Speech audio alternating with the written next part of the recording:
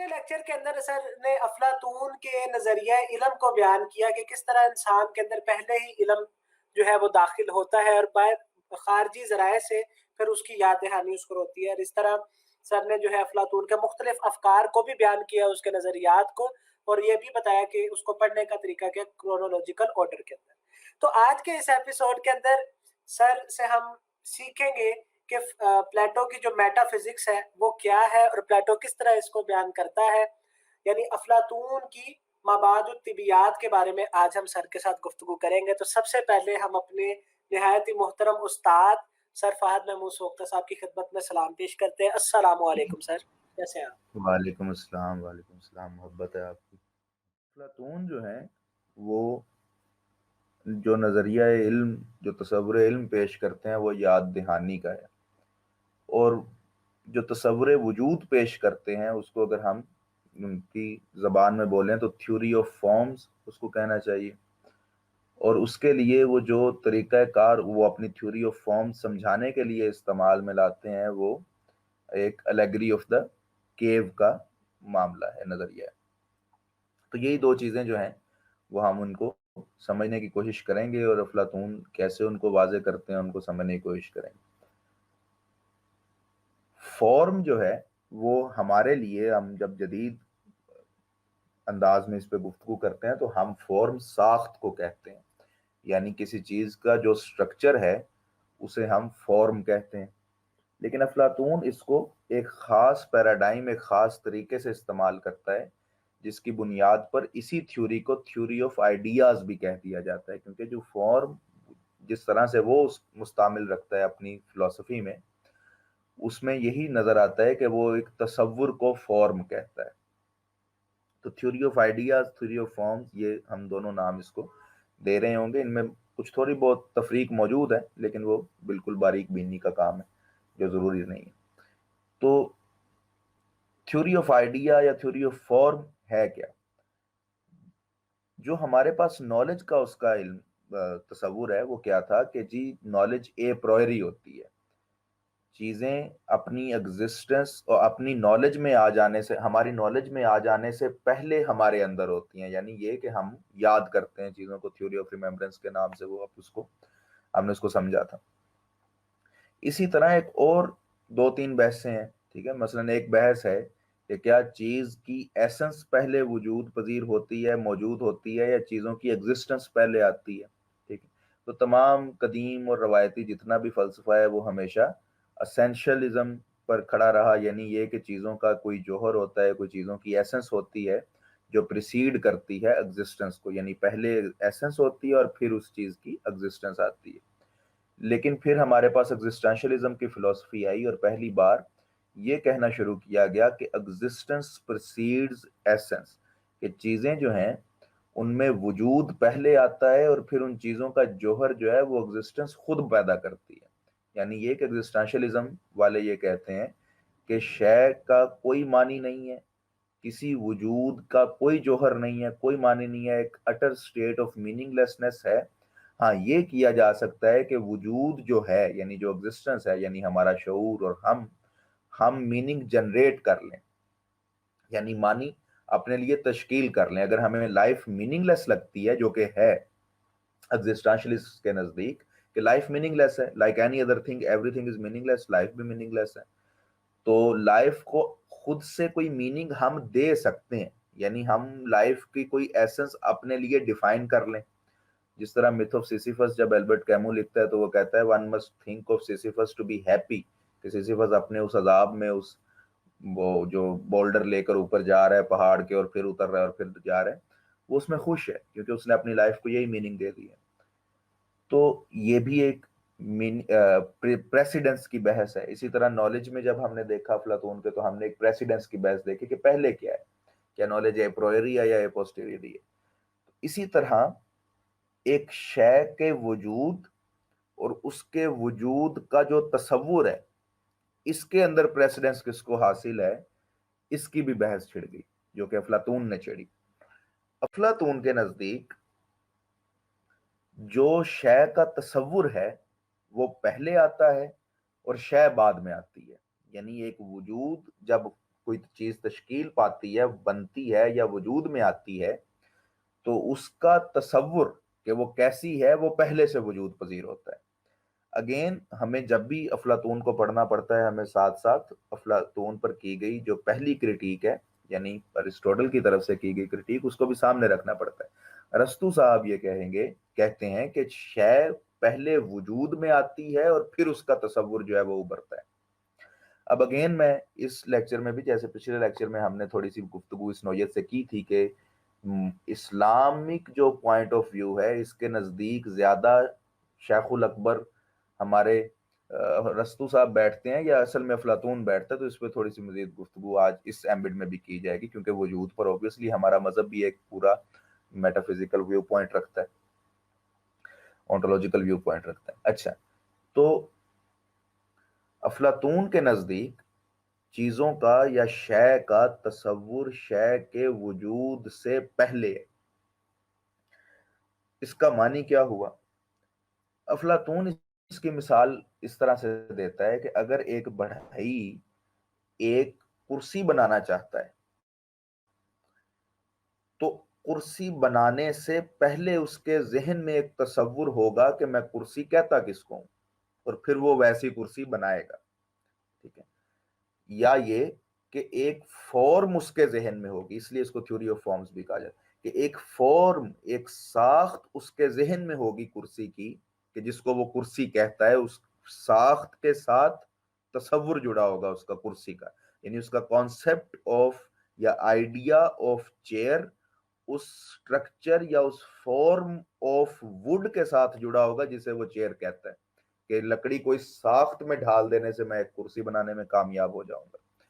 تو افلاطون کے نزدیک وجود جو ہے یہ سارے کا سارا ایک تصور کے نتیجے میں پیدا ہوا ہے، جبکہ ارسطو کے نزدیک، ارسطوٹل کے نزدیک وجود ہو گیا، یعنی وجود وقوع پذیر ہوا، اور پھر اس کو دیکھ دیکھ کر تصور ابھرا۔ یعنی اگر ہم ارسطو کو بھی ساتھ یہاں شامل کر لیں کہ وہ کیا کہنا چاہ رہا ہے، تو وہ یہ کہ آپ نے ایک کرسی دیکھی، آپ نے دوسری کرسی دیکھی، آپ نے تیسری کرسی دیکھی، اور آپ نے ان کرسیوں میں مماثل جو بنیادی جوہری شے تھی یا فارم تھی، ساخت تھی، اس کو تصور کے طور پر اپنے ذہن میں پیدا کر لیا۔ یعنی یہ کہ وہ شے ہم سے خارج میں، انسان سے خارج میں پہلے وقوع پذیر تھی، اور انسان نے اس کو دیکھ دیکھ کر اس کی ساخت کو اپنے ذہن میں، اپنے نفس میں شامل کر لیا، اس کا ایک تصور ابھار لیا اپنے ذہن میں، اس ساخت کا، اس فارم کا۔ لہٰذا جو ایگزسٹنس ہے وہ پریسیڈ کرتی ہے فارم کو یا آئیڈیا کو، یہ ارسطو کہہ رہے ہیں دوسری طرف۔ تو یہ بہت یوں کہہ لیں کہ انٹیوٹیولی بھی ہمیں یہی لگتا ہے کہ جی ہاں ایسا ہی ہوتا ہے کہ ہم ایک شے کو دیکھتے ہیں اور پھر ہم اس کو ایک نام سے یاد کرتے ہیں، پھر اس جیسی کسی اور چیز کو دیکھتے ہیں اور اس کو بھی اسی نام سے یاد کرتے ہیں، تو پھر ہم ساروں کو ایک ہی نام سے یاد کر کے ایک کانسیپٹ بنا لیتے ہیں، ٹھیک ہے؟ تو پھر اس میں جتنا بھی تنوع پایا جائے، گھوڑا کالا ہو، پیلا ہو، خاکی کلر کا ہو، براؤن ہو، اس کی ٹانگ کوئی چھوٹی بھی رہ جائے، کوئی دم تھوڑی سی کٹی بھی ہو، لیکن ہم گھوڑے ہی کہتے رہیں گے، ٹھیک ہے؟ یعنی ڈائیورسٹی یا تنوع جو پایا جاتا ہو، جب تک وہ بنیادی ساخت میں تبدیلی نہیں آتی، ہم اس کو وہی شے مانتے رہتے ہیں۔ تو یہ تو یہی ہوگا کہ ہم نے باہر سے ایک چیز پکڑی اور ہم نے دماغ میں اس کو سجا لیا۔ اب افلاطون اس بارے میں جو گفتگو کرتا ہے وہ دراصل کیا ہے کہ جب ہم مثال لیتے ہیں بڑھئی کی کہ اس نے کرسی بنانی ہے، تو ہمیں ارسطو بالکل زیادہ ٹھیک لگے گا، وہ یہ کہے گا کہ اچھا تو وہ بڑھئی کو کیسے کرسی کا تصور پہلی بار ابھرا؟ اس نے کوئی کرسی پہلے دیکھی ہوگی نا، اس نے ذہن میں بٹھا لیا ہوگا کہ اچھا اس کو کرسی کہتے ہیں، اور اب اگلی کرسی اس نے اس پچھلی کرسی کے تصور پر بنا دی۔ افلاطون یہ کہہ رہا ہے کہ پہلی کرسی کہاں سے ابھری، یعنی پہلی بار کرسی کو کرسی کس نے کہا؟ اب یہ دو طرح کی بحث بن جائے گی۔ پہلی یہ بحث بن جائے گی ایٹائمولوجی کی، کہ چیزوں کو نیم کرنے کی۔ تو ارسطوٹیلین تھاٹ اس بحث کو کس طرف لے جائے گی کہ یہ ایٹائمولوجی کی بحث ہے۔ ایک کرسی پڑی ہوئی تھی، نام کوئی نہیں تھا، کوئی شخص آیا اور اس نے اس شے کو، جو شے وہ سامنے موجود تھی، بے نام شے تھی، اس کو کرسی کہنا شروع کر دیا. تو اب سارے اس کو کرسی کہتے ہیں. تو اور اب وہ لفظ کے تحت اور لفظ کے بار بار ایک خارجی شے کے اوپر اطلاق کے تحت کہ آپ نے بار بار کرسی لفظ ایک خاص ساخت کی باہر موجود شے کو کہا، تو اب لوگوں کو وہ کمیونیکیٹ ہو گیا اور لوگوں کو اب وہ کرسی کا ایک تصور بن گیا اس پہلی کرسی کو دیکھ کر. یعنی وجود پہلے تھا، شروع میں بھی پہلے تھا. یہ ایرسٹوٹیلین تھاٹ آ گئی. افلاطون یہ کہہ رہا ہے کہ خدا جب پہلی دفعہ کائنات بنا رہا ہے یا کرسی بنا رہا ہے تب تو کوئی کرسی نہیں ہے. ٹھیک ہے، یعنی یہ کہ جو فرسٹ کریٹر ہے، اگر کوئی کریٹر ہے، ٹھیک ہے، وہ تو بحثیں بعد میں کی جاتی ہیں کیونکہ گاڈ اس ٹائم پر کافی حد تک انڈرسٹوڈ سمجھا گیا. تو اگر کریٹر جب یونیورس بنا رہا ہے یا یونیورس کے اندر موجود چیزوں کو بنا رہا ہے تو وہ ساری کی ساری چیزیں اس وقت پہلی دفعہ وجود میں آ رہی ہیں اور اس سے پہلے وہ خدا کے تصور میں تھی، اس کے ذہن میں آئیڈیا کے طور پر تھی. بشر کا ایک آئیڈیا تھا اور اس نے اس پہ ایک چیز کو بنا دیا اور وہ بشر ہے. فرشتوں کا ایک آئیڈیا اس کے ذہن میں پہلے آیا ہوگا اور پھر اس نے کن کہا یا جو بھی کیا اور اس کے بعد وہ ایگزسٹنس میں آ گئے فرشتے. تو افلاطون جب بات کرتا ہے کہ تصور جو ہے کسی شے کا اس شے کے وجود سے پریسیڈنس رکھتا ہے، پہلے آتا ہے، ماقبل ہے، تو اس کا مطلب یہ لیا جاتا ہے کہ وہ بنیادی طور پر یہ سمجھانے کی کوشش کر رہا ہے کہ کوئی کریٹر ہے جس کے پاس کچھ آئیڈیاز ہیں اور وہ ان پر چیزوں کو تشکیل دے رہا ہے. تو یہاں پر اب ارسطو صاحب کی جو کرٹیک ہے وہ بالکل بچگانہ لگنا شروع ہو جاتی ہے کہ آپ یہ تصور کریں کہ خدا نے کرسی کا تصور یا انسانوں کا تصور پہلے سے موجود کرسی یا انسان دیکھ کے بنایا اپنے ذہن میں بھی. تو یہ بالکل عجیب بات لگے گی. جو بنانے والا ہے اس نے پھر پہلے کہاں سے دیکھ لیا. کہ افلاطون is much closer to what we usually perceive about Islam. ٹھیک ہے، لیکن وہ اور کچھ وجہ ہیں جن کی وجہ سے ارسطو جو ہے وہ شیخ الاکبر بن گیا اور افلاطون کو ہمارے یوں سمجھ لیں ثقافت میں، اسلامی ثقافت کے اندر ایول جینیس یا اس قسم کے نام سے جاننا شروع کر دیا گیا. وہ کچھ اور وجوہات ہیں. وہ ان میں ابن سینا اور ابن رشد اور اس قسم کے اسلامی فلاسفہ کا زیادہ ہاتھ ہے کہ انہوں نے اس کو شیخ الاکبر مانا اور اس کی باتوں پر چلنا شروع کیا. خدا کے وجود کو ثابت کرنے کا طریقہ وہی اپنایا جو ارسطو نے اپنایا. تو وہ ان وجوہات سے یوں لگنا شروع ہو گیا کہ شاید ارسطو ہی تمام صحیح باتیں کر رہا ہے، اسلام سے لگا کھاتی ہوئی باتیں کر رہا ہے، اور دوسری طرف تو وہ اوبیسلی کرٹیک ہوئی بھی. امام غزالی وغیرہ نے تحفۃ الفلاسفہ وغیرہ لکھ کے یہی کیا بیسیکلی کہ یہ اسلام سے لگا نہیں کھاتی. تو ارسٹوٹیلین تھاٹ کے اوپر چلتے ہوئے جو اسلامک کنسپشن بنتی ہے وہ اسلامی فلاسفہ والی ہے، اور افلاطون کی طرف سے اگر آپ چلیں تو شاید آپ کو متکلمین والی ملے گی. تو وہ بحثیں ابھی بھی جاری ہیں، وہ ہمارا آج موضوع نہیں ہے. لیکن افلاطون کم از کم یہ جو دو تین پہلی بنیادی باتیں ہیں یہ ایسی کر رہا ہے کہ جس کے اندر کسی بھی طرح سے فلسفے والے جو حضرات ہیں ان کو بھی اعتراض نہیں ہوتا. ٹھیک ہے، وہ بھی ان کو بھی ایک بار یہ سمجھ آنا شروع ہوتا ہے کہ شاید ارسطو یہاں پر یا تو سٹرومین کر رہے، پوری شدت کے ساتھ افلاطون کی بات کو سامنے نہیں آنے دے رہا، یا واقعی کہیں کوئی کمی کوتاہی غلطی کر رہے.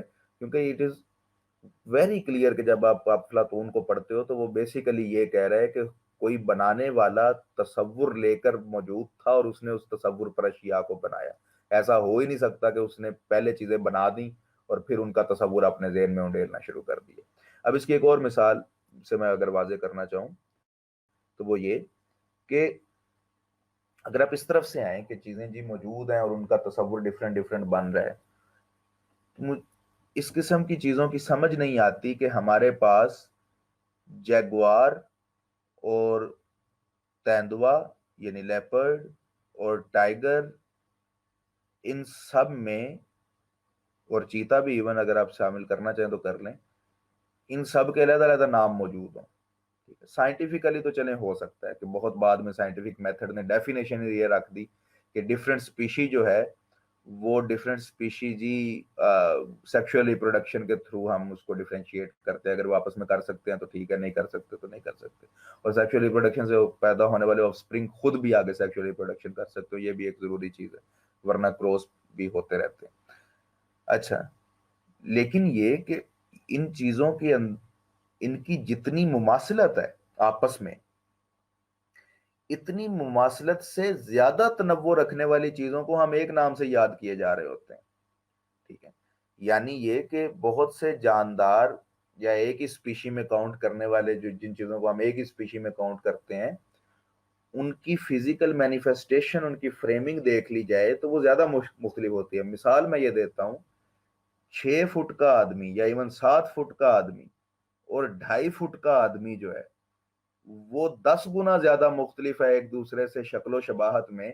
ایک تیندوے اور ایک کیا اس کو جیگوار اور ایک لیپرڈ سے. ٹھیک ہے، آپ ابھی یوٹیوب پر یا کہیں جا کر تصویریں دیکھ لیں اور فرق واضح کرنے کی کوشش کریں کہ ان میں کیا فرق ہے، تو آپ کو کیا مل جائے گا؟ اچھا جی، کہ ایک پہ تھوڑے سے دھبے اس طرح کے ہوتے ہیں، ایک پہ تھوڑی سی لائنیں اس طرح کی ہوتی ہیں. اس سے 10 گنا زیادہ فرق ہے ایک 4 ساڑھے 4 فٹ کے آدمی میں، 3 ساڑھے 3 فٹ کے بونے آدمی میں، اور 7 ساڑھے 7 فٹ کے آدمی میں. لیکن ہم آدمی کہہ رہے ہیں دونوں کو. ٹھیک ہے، اور اسی طرح دیگر بھی ہو رہا ہے. ایک جی بڑا ہے اور ایک چھوٹا جانور ہے اور ہم اس کو ایک ہی جانور مان رہے ہیں. بچے کو اور اس کے ہی والد کو، والدین کو جانوروں میں بھی ہم مختلف نہیں کہہ رہے. مثلا ایک اور طرح کی مثال ہے. یہ کیا ہم سمجھنے کی کوشش کر رہے ہیں کہ اگر ہم نے محض اگر انسان سادہ لو ہوتا، ٹھیک ہے، یہاں پر اب ہم چونکہ تصور علم کو ساتھ پڑھ چکے ہیں تو اس کو بھی بیک ڈراپ میں ضرور ذہن میں رکھیے گا کہ ارسطو کے نزدیک انسان سادہ لوح ہے، یعنی ٹیبولا راسا ہے، جو بعد میں ٹرمینالوجی لوک نے یوز کی، کہ اس کے اندر کچھ نہیں ہوتا، باہر سے ہی یہ علم حاصل کرتا ہے. Again in contradiction with what Plato says, کہ اس کے اندر انیٹ آئیڈیاز ہوتے ہیں اور یہ یاد آتے ہیں. تو اگر انسان سادہ لوح ہوتا تو یہ سمجھ سے باہر ہے کہ وہ کیسے تیندوے اور اس طرح کے دوسرے جو بالکل ایک جیسے دکھنے والے جانور ہیں ان کو مختلف سمجھے، ان کا مختلف ادراک رکھے، ان کے مختلف تصور اپنے ذہن میں بٹھائے. لیکن ایک ہی جانور کہے بہت زیادہ، اس سے بھی زیادہ فرق رکھنے والی چیزوں کو. ٹھیک ہے، ایک اور مثال لے لیتے ہیں. یہ تو ہم یہ فارم والی بحث بھی کر رہے ہیں اور اے پرائری نالج والی بحث بھی کر رہے ہیں ان ایگزامپلس کے تھرو. ایک اور مثال لے لیتے ہیں. اب گھوڑا ہے اور خچر ہے اور گدھا ہے. ایک براؤن گدھے میں اور ایک براؤن گھوڑے میں، یا ایک سفید گدھے میں اور ایک سفید گھوڑے میں مجھے کم از کم کوئی فرق نظر نہیں آتا سوائے قد کے. ٹھیک ہے، اور ایک خچر کو بھی آپ بیچ میں ڈال لیں. لیکن ارسطو کے نزدیک کوئی نہ کوئی ایسی چیز ہے کہ جس کی وجہ سے ہم انہیں 3 مختلف جانور سمجھ رہے ہیں، اور ان سے بہت زیادہ اختلاف قد کاٹ شکل صورت میں رکھنے کے باوجود دیگر کئی جانور جو ہیں وہ ہمارے لیے ایک جیسے ہیں. مثلا مجھے تو یہی نہیں سمجھ آتی کہ پھر ہاتھی کا بچہ اور بڑا ہاتھی ہمیں مختلف کیوں نہیں لگتا، کیونکہ اس کے قد کا ڈیفرنس ایک گھوڑے اور خچر کے قد کے ڈیفرنس سے بہت زیادہ ہے. دیکھنے میں گھوڑا اور خچر ایک جیسے ہیں، بالکل ایک جیسے ہیں. ٹھیک ہے، تو ہم صرف اگر امپیریکل ایویڈنس ہمارے حصی اعتبار میں آ جانے والی اشیاء کے حصی اعتبار پر چیزوں کو ڈفرنٹ تصور سے اپنے ذہن میں بھانپتے ہیں اور اب ڈفرنٹ ان کا تصور بنا لیتے ہیں، تو یہ تو ڈفرنس کبھی ہونے ہی نہیں چاہیے تھے. ٹھیک ہے، تو خچر کیوں 2 انچ یا 4 انچ چھوٹا گھوڑا ہی نہیں ہے؟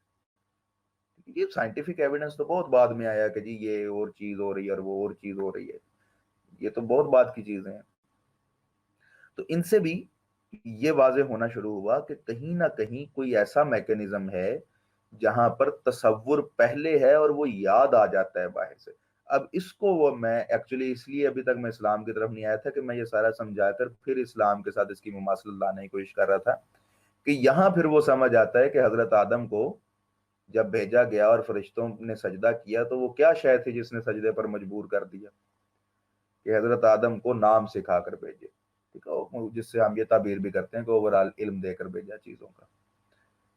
وہیں پر اگر یہ ڈیوائیڈ کر دی جائے شروع میں کہ یہ چیز یہ ہے، یہ چیز یہ ہے، اس میں سائز کے چھوٹے بڑے ہو جانے سے، اس میں شکل و شباہت میں آ جانے والے تنوع سے کوئی فرق نہیں پڑتا، اس کا یہی نام ہے، اور وہ जनरेशन ओवर जनरेशन जबान से और अवामिल से ट्रांसफर होता रहे, फिर ये समझ आ जाता है कि हाँ, ये हो सकता है कि आप खच्चर और घोड़ा देखने में बिल्कुल एक जैसे लग रहे हैं, तेंदुआ और जैगुआर जो हैं, लेपर्ड और जैगुआर, वो देखने में बिल्कुल समझ नहीं आ रही कि इनमें क्या फर्क है, लेकिन आप मुख्तलिफ नामों से उनको जानते हैं, समझते हैं, पहचानते हैं, ठीक है, और थोड़े थोड़े बारीक बारीक फर्क रखते हैं। और ये भी मैं जानवरों पर हूँ, अगर आप ये परिंदों की तरफ निकल जाए ना, कि एक ही कद के परिंदे हैं, एक ही जैसी चोंच रखते हैं, और फर्क क्या होता है जी, कलगी के पर जी एक के थोड़े से दाएं मुड़े हुए, थोड़े से बाएं मुड़े हुए, नया परिंदा बना दिया हुआ है। अगर उस इस तरह से आप देखना शुरू करें, और परिंदों से फिर आगे मजीद अगर आप जाना चाहें, तो कभी आप इंसेक्ट्स को पढ़ने का जो इल्म है उसमें देखें, और उसकी किताब खोल के देखें, तो आपको सारा एक ही इंसेक्ट लगेगा, ठीक है, वो 90% जो है वो एक जैसी होते हैं। तो ये, और माइक्रो ऑर्गेनिजम्स तक तो मैं जाना ही नहीं चाहता, क्योंकि फिर तो वो ज्यादती हो जाएगी रस्तू के साथ। तो ये जो सारी चीजें हैं, इन चीजों को डिफरेंट अंडरस्टैंडिंग में, क्योंकि ऑब्वियसली माइक्रो ऑर्गेनिजम्स उस टाइम पर हैं ही नहीं, तो रस्तू उन पे क्या फिलोसफी करे। तो जब तक वो आए हैं तब तक लोगों को समझ आ गया कि डिवीजन हम बनाते कैसे। अच्छा, तो ये जो इशू है कि चीज तसव्वुर में पहले है और उसके बाद उसका वजूद आता है, यहाँ पर अफलातून इतनी बारीक सतह तक इस्लाम के साथ लगा खाता है, और अरस्तु जो है वो बहुत दूर निकल जाता है। अगर हजरत आदम सादा लौह उतरे थे और कुछ नहीं जानते थे, तो वो डायरेक्ट आयतों के खिलाफ जा रही है बात, और वो आप मुझसे बेहतर जानते हैं आयतें हदीस से। तो ये सारा कुछ जो है वो समझने की हमें जरूरत थी इस एम्बिट में। अभी तक थ्योरी ऑफ आइडियाज और थ्योरी फॉर्म्स में, अभी हम अलैगरी ऑफ केव पे जाएंगे, और फिर दोबारा थ्योरी ऑफ फॉर्म्स पे आएंगे, और इवेंचुअली आइडियल वर्ड की तरफ जाएंगे कि वर्ड ऑफ आइडियाज किसे कहता है, या वर्ड ऑफ फॉर्म्स किसे कहता है अफलातून। तो अलैगरी ऑफ केव थोड़ा सा समझ लेते हैं। तो ये जो है ऊपर जो लिखा हुआ है, इसको तो खैर हम अभी डिस्कशन में नहीं लाएंगे, उसके एथिक्स का क्या मंजरनामा है, लेकिन कुछ एक कॉन्सेप्ट आप समझने की कोशिश करें इस शक्ल से, कि एक आग जल रही है, और कुछ लोग हैं जो उस आग के सामने मुख्तलिफ चीजें जो हैं वो उठाए हुए हैं, और उनकी पीछे एक दीवार है, और दीवार की दूसरी तरफ कुछ लोग बैठे हैं, और वो दूसरी तरफ जो कुछ लोग बैठे हैं वो अपने सामने जो दीवार है उस पर उन चीजों का अक्स, उन चीजों का साया देख रहे हैं जो आग की रोशनी में हायल है, ठीक है। तो उनके ऊपर एक शेडोज उनके नजर आ रहे हैं दीवार पर। इसमें ऐड ये कर लें कि ये बेसिकली बंधे हुए हैं, ये दाएं बाएं मुड़कर अपने पीछे मौजूद दीवार या उससे पीछे कुछ नहीं देख सकते, यहाँ से उठ नहीं सकते, ठीक है। ये इस किस्म का मंजर जो है वो बनाता है अफलातून।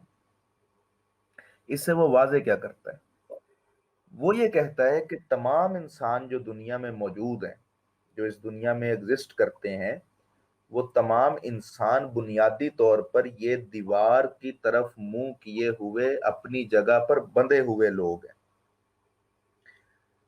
और ये जितनी दुनिया देखते हैं, यानी आप हम जितना कुछ वजूदी एतबार से देख रहे हैं, वो इन सायों से मुतरादिफ है। हम किसी भी शय की एक्चुअलिटी को नहीं देख रहे होते, यानी हमारा इंपीरिकल जितना रिलेशन है इस यूनिवर्स के साथ, इस दुनिया के साथ, जितना भी हमारा हिस्सी ताल्लुक है, वो इतना ही गैर अहम है जितना इन असल चीजों के मुकाबले में उन चीजों का साया है, ठीक है। तो अफलातून ये कहते हैं, इस एलेगरी ऑफ द केव में वो ये समझाते हैं कि जितनी भी चीजों को हम रियल कहते हैं, ये एक्चुअली मच रियलर चीजें या मच मोर रियल चीजें जो हैं उनके शेडोज हैं। और वो मच मोर रियल चीजें क्या हैं, वो चीजें जो दर हकीकत असल हैं, जिनके सायों को हम इसलिए असल समझ रहे हैं कि हमने सारी जिंदगी देखे ही हैं। वो जो असल चीजें हैं, वो फॉर्म्स, वो आइडियाज हैं कि जो असल में एग्जिस्ट करते हैं बियॉन्ड दिस यूनिवर्स। जो यूनिवर्स है वो यूं वो इस तस्वीर में आप यूं समझ लें कि वो ये दीवार है, ठीक है, कि इस दीवार में, दीवार तक ही हमारे हिस्सी ताल्लुकात हैं सारे, और हम इससे बियॉन्ड कोई चीज अंडरस्टैंड नहीं कर पा रहे। اب پوری الیگری آف دا کیو جو ہے وہ اور بہت سی چیزوں کی طرف جاتی ہے، مثلاً یہ کہ یہاں سے ایک جی شخص آزاد ہو گیا، وہ یہ دیوار کی اٹھ کے اس طرف آیا اور اس نے دیکھا کہ اچھا اصل چیزیں تو یہ ہیں، ٹھیک ہے، اور وہ اس آگ کی روشنی سے اور اس سے بڑا جی متاثر ہو گیا اور اس کو سمجھ آ گیا کہ اچھا ابھی تک جو میں کچھ دیکھ رہا تھا وہ سب کچھ جھوٹ تھا اور سایہ تھا، اس کو اصل ریئلٹی سمجھ آ گئی۔ وہ یہاں سے جی واپس گیا اور دوسروں کو بھی سمجھانے کی کوشش کی اور انہوں نے اسے پاگل کہا اور قتل کر دیا۔ تو وہ انہیں پاگل کہہ رہا تھا، وہ اسے پاگل سمجھ رہے تھے۔ تو یہ یہاں سے وہ بیسیکلی ایک زیادہ علم رکھنے والے شخص کے ساتھ زمانے کا جو رویہ ہے اس کی بھی مثال واضح کر دیتا ہے کہ وہ کیسا ہوتا ہے، کہ ایک ہائر انڈرسٹینڈنگ پر کھڑا ہوا شخص لوگوں کو پاگل لگنا شروع ہو جاتا ہے، جو آج تک ہمارے پنجابی میں بھی آپ سنیں تو محاورہ کیا ہوتا ہے کہ بہتا پڑھ کے بندہ پاگل ہو جاتا ہے، ٹھیک ہے۔ تو وہ یہ آج سے 2500 سال پہلے افلاطون جو ہے وہ یہ الیگری آف دا کیو میں یہ بات سمجھا رہا تھا اسی ٹائم پر، کہ آپ اپنی ہائر انڈرسٹینڈنگ کو جب میسز میں لے کر جاتے ہو، یا یوں کہنا چاہیے کہ آپ اپنے دائرہ خواص سے جب عوام میں اپنی بات لے کر جاتے ہو تو اس کی انڈرسٹینڈنگ اتنی عجیب ہوتی ہے ان لوگوں کے لیے کہ ان کو لگتا ہے کہ شاید آپ مخبوط الحواس ہو یا آپ پاگل ہو گئے۔ اس سے اوبیسلی وہ اپنے سوکریٹیز استاد کی بھی مثال لیتا ہے کہ جس کو سزائے موت ہو گئی تھی، ہم نے وہ بات کی تھی اس کی سٹوری کی جب ہم کرونالوجیکل دیکھ رہے تھے، تو وہ سقراط کی بھی بات کرتا ہے اصل میں یہاں پر، اور ڈیموکریسی پر بھی کرٹیک ہے یہ، ٹھیک ہے۔ تو یہ الیگری آف دا کیو ایک پوری کی پوری یوں سمجھ لیں کہ دبستان کھل جاتا ہے اس الیگری سے۔ تو ڈیموکریسی پر اگر یہ کرٹیک ایسے ہی ہے کہ ایک بہت بڑا عالم جو ہے اس کو جاہلوں کی ایک صف جو ہے وہ ووٹ کے ذریعے ڈھا لیتی ہے، ٹھیک ہے۔ تو ڈیموکریسی کے اوپر بھی یہ کرٹیک ہے الیگری آف دا کیو میں۔ ہمیں وجودی اعتبار سے جو سمجھنے کی ضرورت ہے، یعنی افلاطون جو وجودی اعتبار سے ہمیں آئیڈیا یہاں پر دے رہا ہے وہ کیا ہے کہ ہم جتنا کچھ بھی اپنی اس دنیا میں سمجھتے ہیں، دیکھتے ہیں، دیکھنے کی کوشش کرتے ہیں، چھوتے ہیں، سنتے ہیں، یہ تمام سائے ہیں، یا یوں کہہ لیں کہ ریپلیکا ہیں، جو وہ بعد میں ٹرمینالوجی یوز کرتا ہے کہ کاپیز ہیں اس اصل کی جو یہاں سے کہیں ماورا موجود ہے۔ اب یہاں پر جو دو چیزیں سامنے ہمیں آتی ہیں وہ کیا ہے کہ تھیوری آف فارمز میں جو ہم پہلے گفتگو کر رہے تھے کہ چیزوں کی فارم پہلے ہوتی ہے، افلاطون کے نزدیک یہ فارمز ہیں، یہ جو پگ ہے ایک نے پکڑا ہوا ہے، ایک نے میرا خیال ہے ایک سٹرا مین ہے اس کو اٹھایا ہوا ہے، یا مرتبان ہے، شاید مرتبان ہے میرا خیال ہے، اور ایک یہ درخت ہے، یہ فارمز ہیں، یہ وہ اصل تصورات ہیں جو کس کے پاس ہیں؟ خدا کے پاس ہیں۔ تو خدا کے ساتھ ایسوسیٹ کرنے کی وجہ سے تھیوری آف فارمز کے اندر وہ فارمز کے بارے میں دو باتیں کرتا ہے جو بنیادی ہیں، اور بھی بہت سی باتیں ہیں لیکن دو بنیادی باتیں کیا ہیں کہ یہ اے اسپیٹیل ہیں، یہ اے ٹیمپورل ہیں، یعنی یہ ماورائے وقت ہیں، یہ ماورائے خلا ہے، یا زمانے سے بھی ماورا ہے، مکان سے بھی ماورا ہے۔ تو زمانے اور مکان سے ماورا کے کانسیپٹ تو ہمارے پاس خدا کا ہی ہوتا ہے۔ تو بیسیکلی یہ پھر افلاطون جو ہے وہ یہی اسی قسم کی بات کر رہا ہے کہ یہ تصورات خدا کے ہیں، یا خدا ہی ان تصورات کو رکھتا ہے، یا خدا ہی یہ تصورات ہے، ٹھیک ہے۔ تو یہ جو ساری الیگری آف دا کیو ہے اس سے وہ سمجھانے کی کیا کوشش کر رہا ہے کہ یہ تمام وجود، اس کو پھر رینیم کر لیں، اس کو فزیکل ورڈ کہہ لیں، کیونکہ ریئل ورڈ کا جو ورڈ لفظ ہے وہ پھر کس کے لیے آنا چاہیے؟ وہ یہ ان اصل حقیقی چیزوں کے لیے آنا چاہیے جس کی محض کاپی ہم اپنے فزیکل ورڈ میں دیکھ رہے ہیں، ٹھیک ہے۔ یہ بات واضح ہو رہی ہے نا کہ جو ہمارے لیے ریئل ورڈ کی ٹرمینالوجی ہے وہ کیا ہے؟ وہ محض ہمارے لیے سائے ہیں جن کو ہم دیکھ دیکھ کر بڑے ہوئے ہیں، جس سے پرے کا ہم کوئی ادراک نہیں رکھتے، اور ہم میں سے اونلی چوزن فیو جو جہالت یا سوسائٹل نارمز یا کلچرل نارمز کی زنجیروں کو توڑنے میں کامیاب ہو جاتے ہیں، وہی بس اس سے ذرا اوپر اٹھ کر دیکھتے ہیں اور انہیں دیوار کی دوسری جانب اصل حقیقی اشیاء نظر آنا شروع ہو جاتی ہیں۔ تو اس کو افلاطون جس ایمبٹ میں بیان کرتا ہے وہ کیا ہے کہ چیزوں کی ابسٹریکٹ حالت، جب ہم انسان دیکھتے ہیں وہ اصل شے یا حقیقی شے نہیں ہے، بلکہ تصور انسان حقیقی شے ہے۔ انسانیت اصل چیز نہیں ہے، تصور انسانیت اصل چیز ہے۔ اس کو ہم آج تک اپنی اپسٹمولوجی اور اپنی ڈیفینیشنز میں استعمال کرتے ہیں، جب ہم یہ کہتے ہیں کہ جی مسلمان جو ہے اس سے جی اسلام کی سمجھ نہیں آتی، تو ہم کیا کہہ رہے ہوتے ہیں؟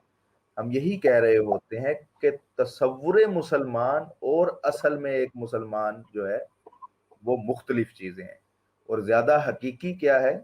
جو مسلمان کا تصور ہے کہ مسلمان کیسا ہوتا ہے۔ اسی طرح انسان کا تصور اور انسان کا رشتہ ہے۔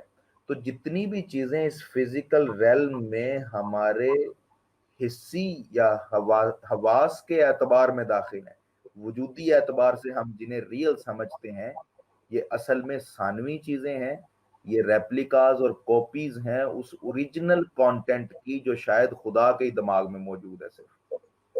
ٹھیک ہے، تو یہ اس کی میٹافزیکل اپروچ ہے چیزوں کے وجود کو سمجھنے کے لیے، کہ یہ کسی خالق، جتنی بھی مخلوق ہمارے پاس موجود ہے، یہ خالق کے ذہن میں موجود جو تصورات ہیں ان کی کاپیز ہیں جو وہ خالق بنا بنا کر بھیج رہا ہے۔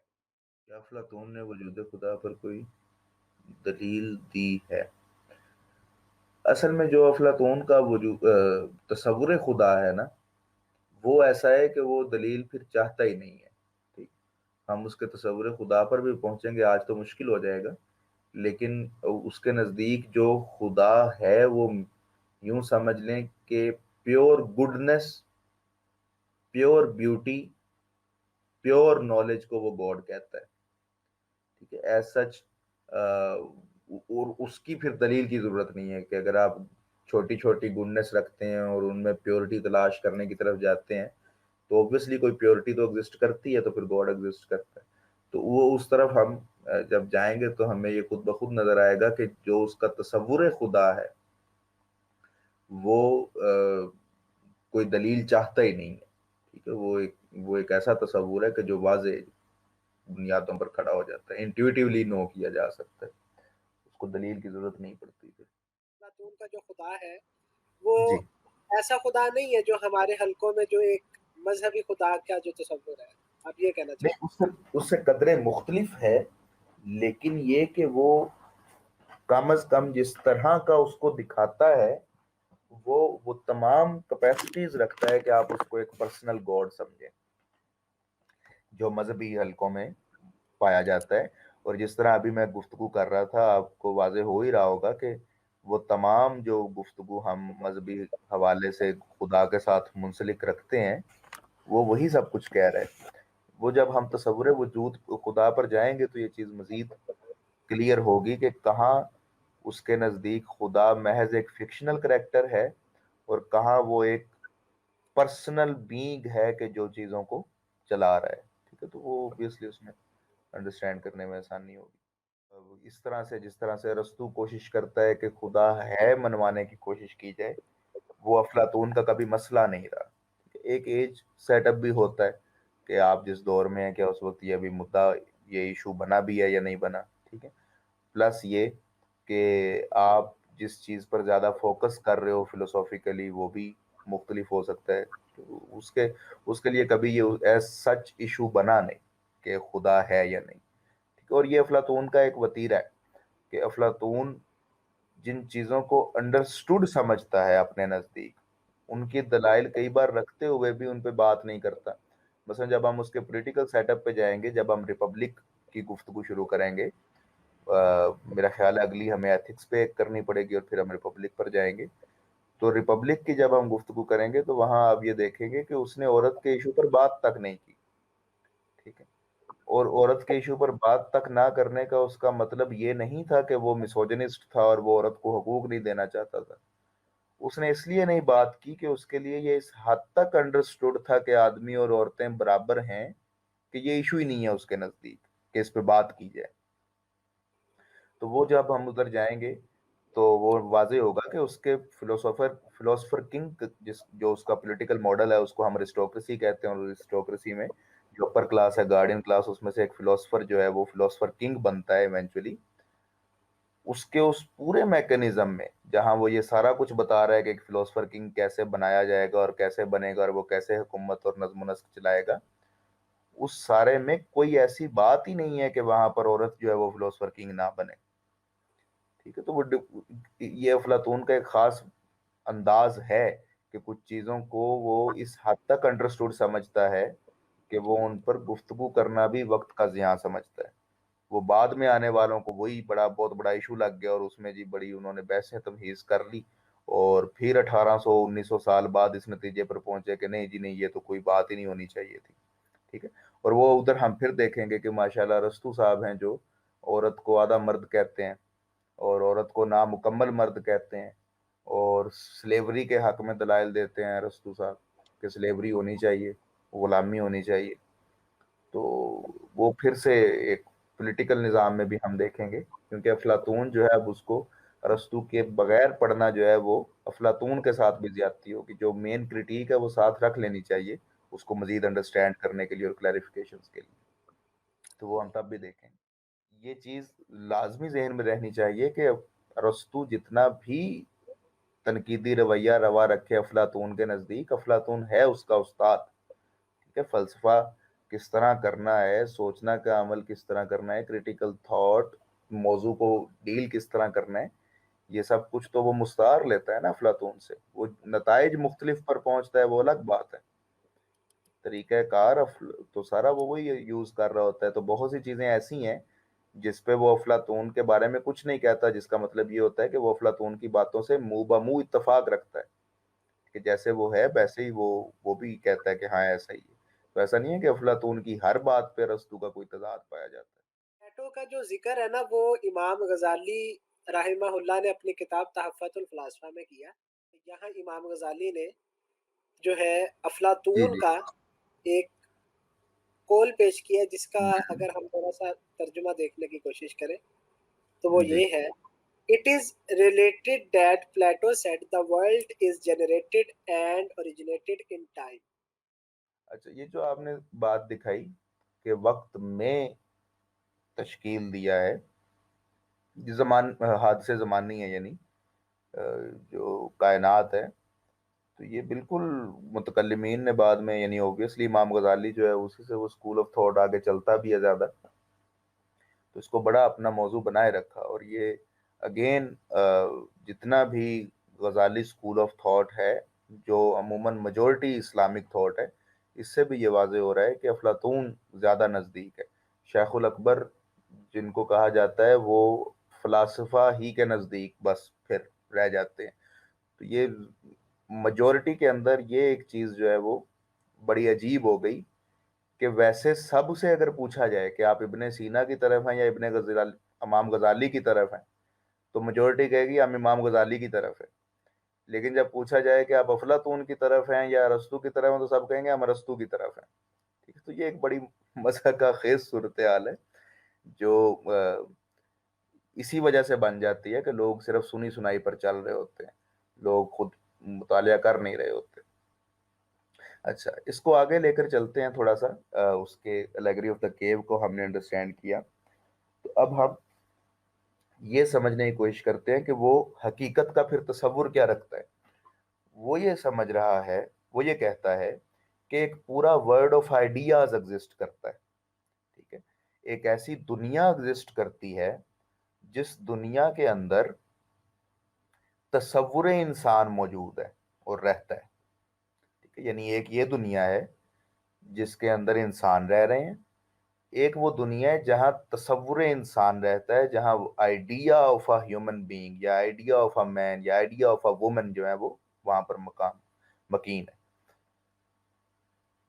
جس کی کاپیز بیسیکلی یہ بن رہی ہے. یعنی اگر ہم الیگری آف دا کیو جو ہم پہلے دیکھ رہے تھے اس تصویر میں اگر آپ بھی یاد کریں اور آڈینس بھی, تو جو دیوار سے ادھر کی دنیا ہے جہاں پر ایکچولی وہ انسان کھڑے ہیں جنہوں نے وہ چیزیں اٹھائی ہوئی ہیں, ایک میرا خیال ہے پگ تھا اور مرتبان اور ٹری تھا, وہ ایک دنیا ہے.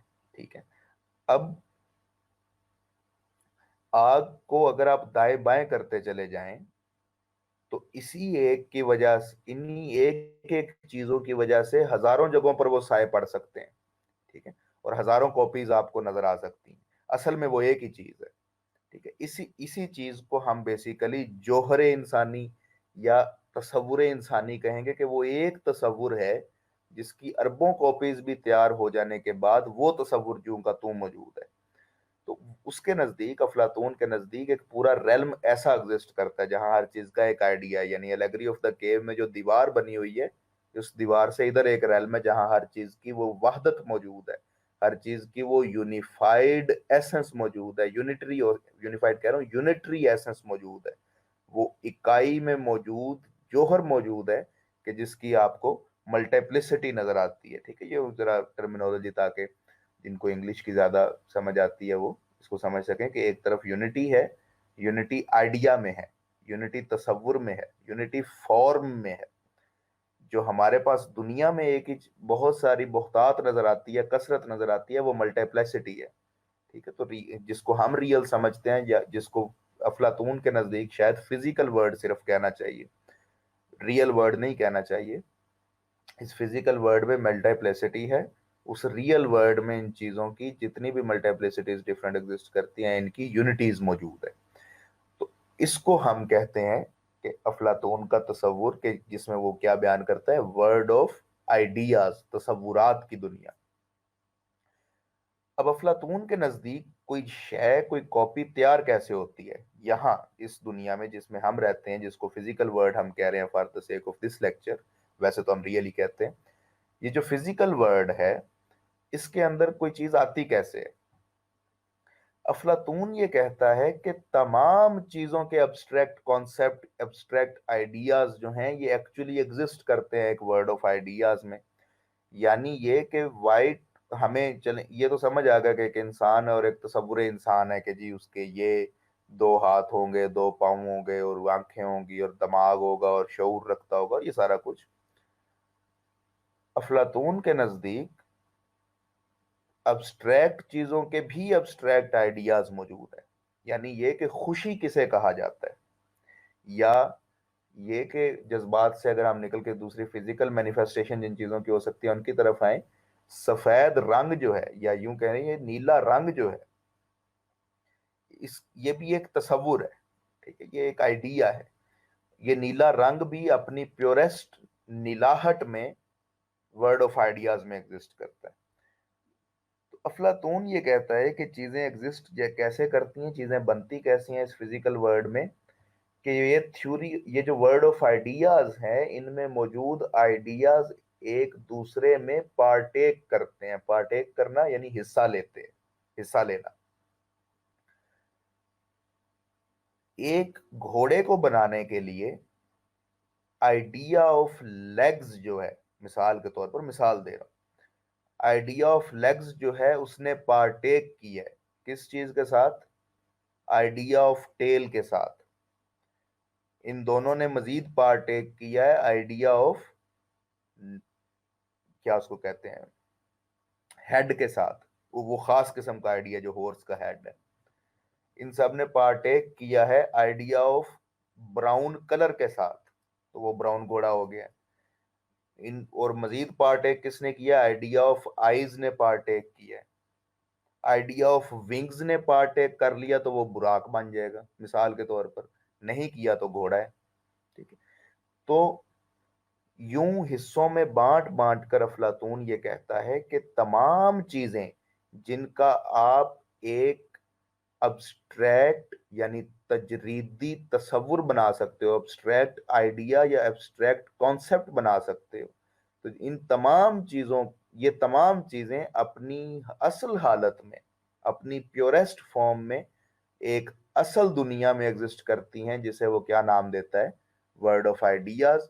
لہٰذا یہاں جتنی چیزیں پیدا ہو رہی ہیں، جتنی چیزیں بن رہی ہیں، وہ تمام کی تمام اس ورڈ آف آئیڈیاز میں موجود ڈفرنٹ آئیڈیاز کے ایک دوسرے سے مکس اور میچ کرنے سے بن رہی ہیں، اور مکس اور میچ کرنے میں فریکوینسی بھی کم زیادہ ہو سکتی ہے۔ یعنی یہ کہ ایک شے اگر نیلا رنگ ہے تو نیلے رنگ نے یوں لازمی نہیں ہے کہ اتنا حصہ لے لینا ہے کہ پیورلی نیلا رنگ ہی آ جائے گا آپ کے سامنے. وہ پارٹیک کر رہا ہے اپنے میں سے کچھ حصہ، جیسے دان کر رہے اس شے کو کہ جو نئی بن کے آ رہی ہے. ٹھیک ہے. تو اب اگین اس سے یوں لگنے لگ جائے کہ اصل میں کوئی دنیا ہے جہاں جی کوئی خالق جاتا ہے اور وہاں سے چیزیں مکس اینڈ میچ کر کے جی دنیا فزیکل ورلڈ میں بھیجتا. تو ایسا نہیں ہو رہا. یہ ہے فارم اور ورڈ جو ہے، یہ ورڈ آف فارمز یا ورڈ آف آئیڈیاز جو ہے، یہ ہے وہی اے ٹیمپورل اے اسپیٹیل، زمان و مکان کی حد سے باہر. یعنی اس کا مطلب کیا ہوا کہ خدا کے ساتھ یا خدا ہی. تو یوں کہنا چاہیے کہ جب خدا ایک گھوڑا بنا رہا ہے یا ایک انسان بنا رہا ہے تو اس کے پاس جو ایک تصور انسان ہے وہ تو ڈلنا ہی ڈلنا ہے تاکہ وہ انسان بنے. اس کے بعد جو اس کے پاس تصور رنگ ہے، ان میں سے تصورات رنگ ہیں، مختلف رنگوں کے تصور ہیں، ان میں سے کوئی ایک رنگ جو ہے اس کے تصور کو اس نے دیکھا اور اچھا کیا، یار ایسا بنا دیتا ہوں. ٹھیک ہے. اس کی ایک مثال اگر ہم واپس جائیں، جو ہم نے بڑھئی کی مثال لی کرسیوں والی شروع میں، اگر ادھر جائیں تو کرسیاں 9 بنو ہیں، ہزاروں طرح کی کرسیاں ہیں. ٹھیک ہے. تو وہ کس طرح بن رہی ہیں کہ بنیادی طور پر ایک تصور کرسی اس میں ڈال دیا جاتا ہے کہ جی یہ بیٹھنے کے لیے استعمال ہو سکے. اس کے بعد بہت کچھ ہے. ایک آرم چیئر جو ہے اس کے ساتھ ایک بازو رکھنے کی جگہ بنا دی جاتی ہے، وہ تصور اوپر آتا ہے. ہاتھ رکھنے کا سٹینڈ کا تصور اوپر آتا ہے. ساتھ تصور آ گیا جی ہم اس کا کلر کون سا کریں گے. اس کا کلر عمودی کمر ہوگی، اس کی بیک ہوگی، یا اس میں کوئی بینڈ ہوگا، یا پیچھے کو جھکی ہوگی. تو جھکاؤ کا تصور بیچ میں شامل ہو گیا، یا عمودی کھڑے رہنے کا افقی کا تصور. یعنی یہ کہ افلاطون کے نزدیک ہر چیز کو کنسپچولائز کیا جا سکتا ہے، ہر چیز کو ریشنلائز کیا جا سکتا ہے، اور ان تمام ریشنلٹیز اور کنسپشنز کی پیورسٹ فارمز جو ہیں وہ خدا کے پاس ہیں، کیونکہ سب سے زیادہ ذہن رکھنے والا یا پیور آئیڈیا رکھنے والا یا علم کل رکھنے والا یا اومنیشینٹ بینگ جو ہے وہ گاڈ ہے. لہٰذا وہ ان کی مختلف مختلف مقدار میں ایک دوسرے کے ساتھ مکسنگ کر کر کے نئی نئی نو بنو چیزیں بناتا چلا جاتا ہے. تو یہ اس کا تصور وجود ہمارے نزدیک الیگری آف دا کیو اور تھیوری آف فارمز اور آئیڈیاز سے پورا ابھر کے آ جاتا ہے. اب اس کی امپلیکیشنز کیا ہیں، اس پہ کتابوں کی کتابیں لکھی گئی ہیں، ہم لکھ سکتے ہیں، ہم ابھی اگر گفتگو کرنا چاہیں تو گھنٹوں طویل گفتگو ہو سکتی ہے، لیکن یہ اس کے بنیادی کانسیپٹس ہیں. ٹھیک ہے. کہ ہمارے پاس وجود بھی ایگزسٹ کرتا ہے اور اس کا ایک تصور بھی ہے، اور تصور پہلے ہے وجود سے. پہلی یہ بات ہم نے دیکھی تھی. دوسری بات یہ کہ جو تصور ہے وہ زیادہ حقیقی ہے، اور جس دنیا میں ہم زندگی گزارتے ہیں یہ ہمیں اس لیے حقیقی لگتی ہے کہ ہم اس سے بہتر کبھی کچھ دیکھ ہی نہیں سکے. ہم نے اس سے اٹھ کر اب کبھی جاننے کی کوشش ہی نہیں کی. ہم نے چیزوں کو ابسٹریکٹ ہی نہیں بنایا کبھی اپنے لیے. یعنی علم اور تخیل، اس میں یہی فکر اور تخیل میں یہی فرق ہوتا ہے نا، امیجینیشن میں اور کوگنیشن میں، ریشنلائزیشن میں. کہ آپ ریشنلائز جب کرتے ہیں کسی چیز کو تو آپ حاضر کو، پریزنٹ کو ابسٹریکٹ بنا لیتے ہو اپنے لیے. ٹھیک ہے. ایک بچہ خوش ہے اور اس سے آپ نے کانسیپٹ بنا لیا خوشی کا. ٹھیک ہے. تو یہ جو ہے آپ چیزوں کو اپنے حاضر سے، اپنے پریزنس سے اٹھا کر ابسٹریکٹ کر دیتے ہو، تجرید کر دیتے ہو ان چیزوں کی. اور امیجینیشن اس سے الٹ ہوتا ہے کہ آپ اپنے تصورات سے کوئی ایسی چیز تشکیل دے دیتے ہو کہ اگلے کے لیے وہ حاضر بن جاتی ہے، حضور میں آ جاتی ہے اس کے. یہ حضور اور حاضر کی ٹرمینالوجی ہے، یہ خاص تصوفانہ اور عارفانہ ٹرمینالوجی ہے بیسیکلی، جو میرا خیال ہے آپ سمجھ رہے ہوں. تو پریزنس میں لے آنا، یعنی جو آپ کے حال میں آ جائے تو وہ امیجینیشن کا کام ہے. اور جو چیز آپ کے حال میں ہے اس کو سمجھنے کے لیے اس کی تجرید کر دینا، اس کو ابسٹریکٹ کر دینا، یہ آپ کا سمجھنے کا تمام عمل ہے. تو افلاطون یہ کہہ رہا ہے کہ چونکہ آپ چیزوں کو ابسٹریکٹ کرتے ہی نہیں ہو اور ابسٹریکشنز میں اپنے دماغ کو ڈال کر چیزوں کو انڈرسٹینڈ کرنے کی کوشش ہی نہیں کرتے ہو، تو اس سے یہ لگنا شروع ہو جاتا ہے، اس سے یہ صورتحال آ جاتی ہے کہ آپ اپنے سوشل کنسٹرکٹ سے آپ اپنی سماج کی طرف سے بنائی گئی حدود و قیود اور بیڑیوں سے کبھی نکل کر کچھ اس سے اٹھ کر دیکھ ہی نہیں پاتے. ٹھیک ہے. دوسری ہم نے یہ چیز سمجھی الیگری آف دا کیو سے. اگر کوئی سمجھ لے، اگر کوئی تھوڑا اٹھ جائے اس درجے سے اور حقیقت کی طرف سفر شروع کر دے تو اس کے لیے واپسی کا سفر اس لیے ناممکن ہو جاتا ہے کہ وہ اب عوام کے لیے ایک پاگل کی حیثیت اختیار کر لیتا ہے اور اس کو اس میں جان کا خطرہ بھی ہو سکتا ہے. بہت سے اہل علم جو ہیں ان کے اوپر بہت سے اس قسم کے عوامل ہو چکے ہیں. ایون کئی آپ دیکھتے ہیں کہ مذہب کے نام پر فتوے لگ جاتے ہیں اور بعد میں کھلتا ہے کہ جی ایسی تو کوئی بات نہیں تھی. تو بہت کچھ ہو چکا ہے، ہماری تاریخ بھری پڑی ہے ایسی چیزوں سے. تو یہ کوئی ایگزیجریشن نہیں ہے کہ ایون جان کا خطرہ ہے، یہ واقعی ایک مسلمہ حقیقت ہے. اب خود سقراط جو اس کا استاد ہے اس کے ساتھ بھی یہی ہوا. یہ ہم نے بات دیکھی الیگری آف دا کیو سے اور اس کی میٹا فزکس سے. پھر ہم نے ملٹیپلسٹی اور یونٹی دیکھی کہ جو حقیقی دنیا ہے وہاں پر یونٹی موجود ہے، وہاں پر ابسٹریکٹ آئیڈیا ایک ہی ہے انسانیت کا. انسانیت آپ میں بھی ہو سکتی ہے، مجھ میں بھی ہو سکتی ہے، اور وہ ہر کسی میں ہو کر ملٹیپلسٹی اختیار کر جاتی ہے. وہ تصور انسانیت ایک ہی رہتا ہے. تو یہ ہم نے دیکھا کہ یونٹی ہے اور فارمز ہیں. فارمز اے اسپیٹیل ہیں، اے ٹیمپورل ہیں. اچھا یہاں ایک واضح چیز اور کر دوں.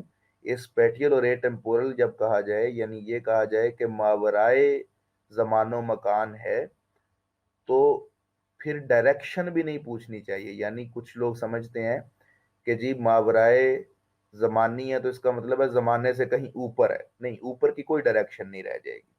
یعنی یہ کہ وہ اس سوال ہی کے ریلم سے باہر چلے گئے ہیں کہ آپ ان کا زمانہ تلاش کریں، یا وہ اس سوال ہی کے ریلم سے باہر چلے گئے ہیں کہ آپ اس کا مکان تلاش کرنے کی کوشش کریں. یا تو مکان کا سوال کرنا بھی چیز کو مکان کے ایمبڈ میں لانے کی بات ہے، لہٰذا وہ نہیں کرنا چاہیے.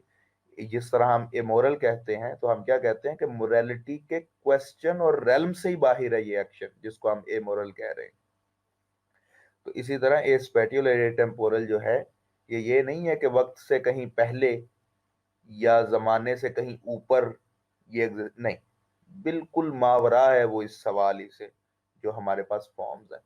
تو یہ ہم نے دیکھا.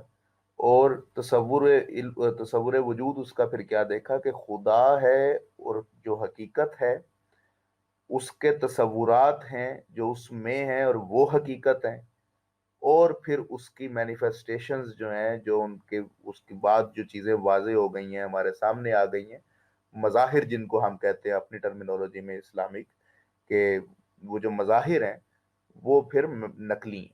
ٹھیک ہے، وہ ڈپلیکیٹس ہیں، وہ کاپیز ہیں.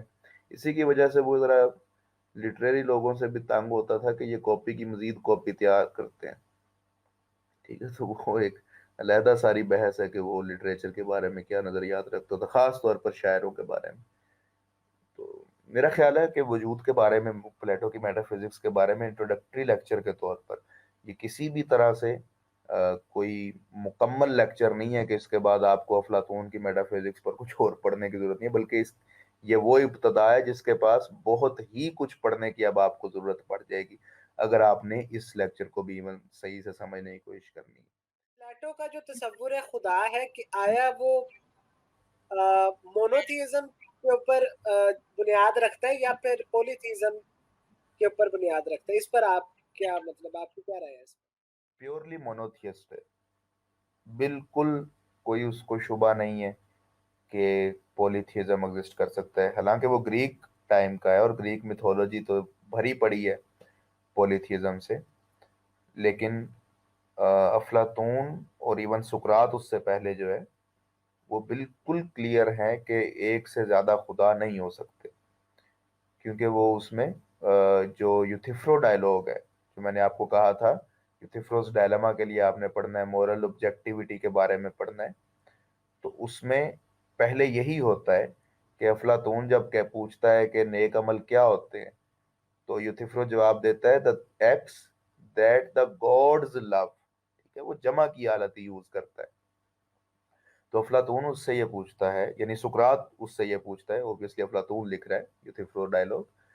تو افلاطون ये पूछ रहा है, या सुकरात ये पूछता है कि फिर आप मुझे ये बताएं कि ये जंगें क्यों होती हैं खुदाओं के दरमियान, गॉड्स आपस में लड़ते भिड़ते क्यों रहते हैं।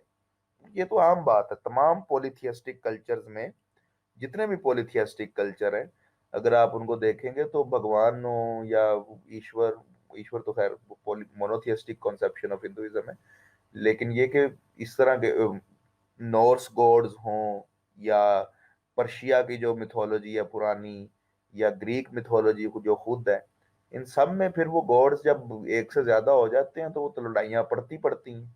ठीक है, वहीं से तो वो डिफरेंशिएट होते हैं। अगर वो आपस में लड़े ना और किसी भी तरह से एक दूसरे के साथ कोई डिफरेंस जाहिर ना करें तो फिर तो वो एक ही है ना। ठीक है, ये और तो सर बात। अल्लाह की किताब के अंदर भी तो इसका जिक्र है ना कि अगर एक से ज्यादा खुदा होते तो जी सारा जी जी, मामला जो है बिल्कुल कुरान मजीद दलील के भी अंदर वही भी यूज की गई है, यहाँ पर भी एग्जैक्टली वही दलील यूज की गई है जो बाद में कुरान में वाज़ा की गई। क्योंकि हमें ये ज़हन में रखना पड़ेगा कि ये कुरान के उतरने से कितने साल पहले बनता है, ये 400 450 कबल मसीह है, हजरत ईसा से 450 साल पहले है। तो उससे आप अंदाजा लगा लें कि आगे हुजूर तो फिर हजरत ईसा से भी बाद में कितनी। तो दलील वही इस्तेमाल वो करता है, वो ये कहता है कि अगर ये लड़ते हैं, अच्छा थोड़ा सा टेक्निकली डिफरेंस है कि उधर ये है कि अगर एक से ज्यादा खुदा होते तो वो लड़ते, ठीक है। इधर वो ये कह रहा है कि आपने जो बना लिया है पॉलीथीइज्म, इसमें ये लड़ते हैं और ये मसला है। ठीक है, उधर भी, उधर दूसरी तरफ से दिखाया जा रहा है कि चूंकि है ही नहीं इसलिए कोई लड़ाई नहीं हो रही, ठीक है, और नज्मो नस्क चल रहा है। उसने ये दलील की कि नज्मो नस्क तो चल रहा है और आप कहते हो कि ये लड़ते हैं, तो ये तो नहीं चलना चाहिए। ठीक है, तो इस तरह से ये है सेम ही, लेकिन कान को इधर से पकड़ने और उधर से पकड़ने वाली बात है। तो उसने, सुकरात ने ये कहा कि लड़ाई झगड़ा इस बात पे नहीं होता कि जो ऑब्जेक्टिव ट्रूथ्स हो, ये याद रखिए कि ये बहस अभी भी वो इखलाकियात वाली हो रही है कि अच्छे अमल नेकी किसे कहते हैं। और उसने कहा है यूथिफ्रो ने कि जिन्हें खुदा पसंद करें वो आमिल। तो जरा इखलाकी एम्बिट में ये गुफ्तगू कैसे लाता है सोक्रेटिस। वो ये कहता है कि झगड़ा ऐसे नहीं होता कि आप एक दीवार से अपना डिस्टेंस जो है, मैं कुछ बता रहा हूँ आप कुछ बता रहे हैं, और हमारी इस बात पे बहस होकर लड़ाई हो जाए और जंगे हो जाएं, जिस तरह के पॉलीथीज्म के खुदाओं की आपस में जंगें चलती हैं। वो ये कहता है कि लड़ाई तो, ये तो ऑब्जेक्टिव फैक्ट है, आप और मैं दोनों मापना शुरू कर देंगे, एक की बात ठीक निकल आएगी एक की गलत निकल आएगी, दोनों इस बात पे इत्तेफाक कर लेंगे और बात आगे चल पड़ेगी। लड़ाई झगड़ा और जंग तक की सूरत हाल तो आती तब है जब एक ही अमल के बारे में दो मुख्तलिफ इखलाकी राय पाई जाती हों, और आप और मैं जो कि मुखालफत में हैं, वो एक चीज के बारे में पाई जाने वाली इन दो राय में से दो मुख्तलिफ का इंतखाब कर ले। आपके नजदीक एक अमल अच्छा है, मेरे नजदीक दूसरा अच्छा है, मेरे नजदीक आपके वाला बुरा है और आपके नजदीक मेरे वाला बुरा है। जब हम एक दूसरे को बुरा समझेंगे फिर लड़ाई की नौबत आएगी। यानी लड़ाई की नौबत ऑब्जेक्टिव फैक्ट्स पे नहीं आती, मोरल ओपिनियंस पर आती है। तो उसने ये वाजे करने की कोशिश की कि अगर ये गॉड्स लड़ते भिड़ते हैं तो इसका मतलब ये है कि ये मोरल ओपिनियंस एक दूसरे से मुख्तलिफ रखते हैं।